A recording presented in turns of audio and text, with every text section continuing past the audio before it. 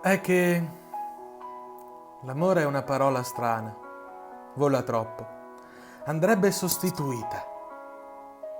Non sarebbe meglio chiamarlo la cosa? Potrebbe diventare più concreto.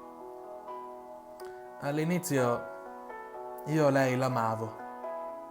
Sì, voglio dire, avere quegli attimi intensissimi che sul momento sembra ti lasciano dei segni profondi, importanti.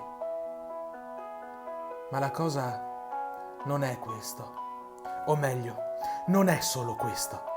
La cosa è trasformazione, è percorso, è crescita insieme.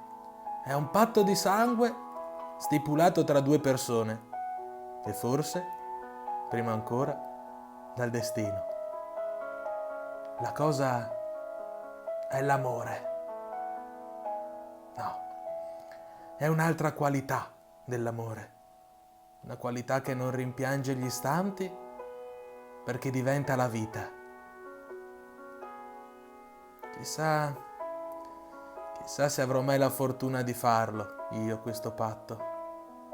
Forse ci vorrebbe un uomo. 100 volte ho provato a cambiare, a ricominciare da capo, a reincarnarmi, ma mi sono sempre reincarnato senza di me. Ecco, senza alcuna verità, io passo evanescente attraverso i sogni di tante donne che non hanno mai avuto la possibilità di completarmi. Chissà. Eppure ci deve essere il modo per fare la cosa. Altrimenti il nostro destino è quello di essere delle scorze di uomini, degli involucri, ma mai persone. Magari dei personaggi, simpatici, affascinanti anche, ma mai persone. E se è così, l'amore non diventerà mai materia, terra, cosa.